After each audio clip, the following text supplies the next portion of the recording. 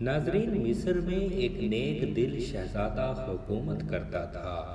وہ تھا شہزادہ، مگر نہ تو اس میں بادشاہوں والا غرور تھا اور نہ ہی وہ جاہ و جلال۔ عام انسانوں کی طرح زندگی بسر کرتا، روکھی سوکھی کھاتا، بیشتر وقت اپنی رعایا کی خدمت اور خدا کی یاد میں بسر کرتا۔ اس کی نیک چلنے کا پوری ریاست میں چرچا تھا۔ اسے یہ خصوصیت اپنے رحم دل باپ سے وراثت میں ملی تھی۔ ایک دن شہزادہ معمول کے مطابق رعایا کے مسائل سننے کے بعد جنگل میں دنیا سے بے نیاز خدا کی یاد میں محو تھا کہ اس نے دیکھا کہ ایک غریب لکڑہارا اپنے گدھے کو ساتھ لیے ہوئے لکڑیاں کاٹ رہا ہے اور اس سے باتیں بھی کیے جا رہا ہے، حالانکہ اسے معلوم تھا کہ نہ تو گدھا اس کی بات سن رہا ہے نہ ہی سمجھ رہا ہے، اور پھر زاروں قطار رونے لگا۔ شہزادہ یہ دیکھ کر بہت حیران ہوا کہ لکڑہارا روزانہ لکڑیاں کاٹتا، گدھے سے چند باتیں کرتا اور پھر پھوٹ پھوٹ کر رونے لگتا۔ چند روز یہی معاملہ رہا۔ جب رحم دل شہزادے سے اس کا رونا دیکھا نہ گیا اور وہ یہ گتھی سلجھانے میں ناکام رہا تو بالآخر درخت کے اوٹ سے باہر آ گیا اور لکڑہارے سے پوچھا، اے لکڑہارے، تیرے اس طرح ہلک ہلک کر رونے کی وجہ کیا ہے؟ غریب بوڑھا ہمدرد انسان سامنے پا کر اور شدت سے رونے لگا اور سسکیوں کے ساتھ اپنی بدبختی کی کہانی سنانے لگا کہ میرا ایک بیٹا تھا جسے خدا نے بے تحاشا دولت سے نوازا تھا۔ ہر طرح کا عیش اسے میسر تھا، مگر اس دولت کا غرور اس کے تن بدن پر اس قدر حاوی ہو چکا تھا کہ اسے اپنی دولت کے سوا کچھ دکھائی نہ دیتا تھا۔ اپنے غریب رشتہ داروں کو دھکے دیتا، انہیں ذلیل اور رسوا کرتا۔ پھر اس کی بربادی کا دن آ گیا اور میری دور کی ایک رشتہ دار دوسری ریاست سے میرے گھر سوالی بن کر آئی، یہ سوچ کر کہ مشکل میں اپنے ہی کام آتے ہیں۔ وہ بہت غریب تھی، اس کی بیٹی کی شادی قریب تھی مگر کوئی انتظام نہ ہو پایا تھا۔ اسے کچھ رقم کی ضرورت تھی۔ وہ اللہ کی نیک بندی تھی، بیشتر وقت عبادت میں گزارتی تھی، مگر میرا بیٹا دولت کے نشے میں اندھا ہو چکا تھا۔ اس نے عورت کو دھکے مار کر گھر سے نکال دیا۔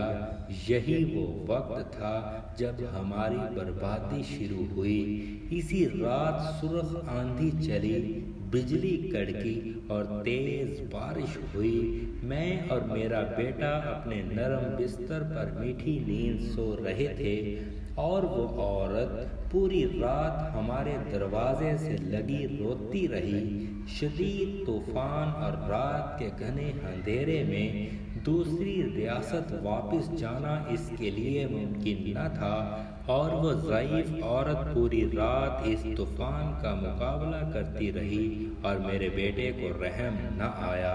صبح جب میری آنکھ کھلی تو مجھ پہ قیامت ٹوٹ پڑی۔ میرا بیٹا گدھے کی صورت اختیار کر چکا تھا۔ گھر کا سارا سامان آسمانی بجلی گرنے سے جل کر راکھ ہو چکا تھا، سب کچھ برباد ہو گیا تھا۔ اس سب میں میرا قصور یہ ہے کہ میں نے اپنے بیٹے کو غرور و تکبر کرنے سے نہ روکا، برائی کی طرف بڑھتا گیا، کوئی قدم نہ روکا، اور اب یہ عالم ہے کہ میں جنگل سے لکڑیاں کاٹتا ہوں اور اپنے ہی بیٹے پہ لاد کر بیچنے لے جاتا ہوں، اور اس سے ہم باپ بیٹے کا گزارا چلتا ہے۔ یہ سن کر شہزادے کی آنکھیں نم ہو گئیں اور وہ لکڑہارے سے مخاطب ہوا، اے ضعیف انسان، تم نے بہت ظلم کیا، بے شک برائی پر خاموش رہنا اور اسے نہ روکنا اس کا ساتھ دینے کے مترادف ہے۔ تو نے اپنے بیٹے کو برائی سے نہ روکا، مجھے تیری حالت پر افسوس ہے۔ اب میں اپنی اس غریب رشتہ دار کی تلاش میں مارا پھرتا ہوں، اس کی تلاش مجھے رلاتی ہے۔ شاید وہ میری امداد کر سکے، وہ مجھے مل جائے اور میں اس سے معافی مانگوں گا، شاید میرے گناہوں کا ازالہ ہو سکے، مگر افسوس وہ مجھے کہیں نہیں ملتی۔ یہ کہہ کر لکڑہارا رونے لگا۔ شہزادے نے اس کے آنسو پونچھتے ہوئے کہا، تو اپنے گناہوں کی معافی اللہ سے مانگ، وہ بہت رحیم ہے۔ اگر اس نے تجھے معاف کر دیا تو وہ تجھے اس عورت تک پہنچانے کا کوئی نہ کوئی سبب ضرور بنا دے گا، وہ بہت مہربان ہے، اپنے بندوں پر ظلم نہیں کرتا۔ بوڑھا لکڑہارا اسی وقت سجدے میں گر کر ہلک ہلک کر اپنے گناہوں کی معافی مانگنے لگا۔ اچانک دور سے کسی گھوڑے کی ٹاپوں کی آواز سنائی دینے لگی۔ ایک خوبصورت شہزادی سفید رنگ کے حسین گھوڑے پر سوار تھی، قریب آ کر شہزادے سے مخاطب ہوئی، اے شہزادے، آخر یہ کیا ماجرا ہے؟ شہزادے نے بوڑھے کی رام کہانی شہزادی کو سنا دی۔ شہزادے کی آنکھوں میں آنسو جاری ہو گئے اور وہ گھوڑے سے اتری اور لکڑہارے سے کہنے لگی، میں ہی وہ لڑکی ہوں جس کی ماں تیرے در پہ سوالی بن کر آئی تھی، مگر اے بدبخت، تیرے مغرور بیٹے نے اس نیک عورت کی زندگی ہی چھین لی۔ ساری رات تیرے دروازے پر تیز بارش میں طوفان کا مقابلہ کرتی رہی کہ شاید تجھے رحم آ جائے۔ بالآخر تیز بارش کی ٹھنڈی بوندوں کو وہ بوڑھی جان برداشت نہ کر سکی اور دنیا سے چلی گئی۔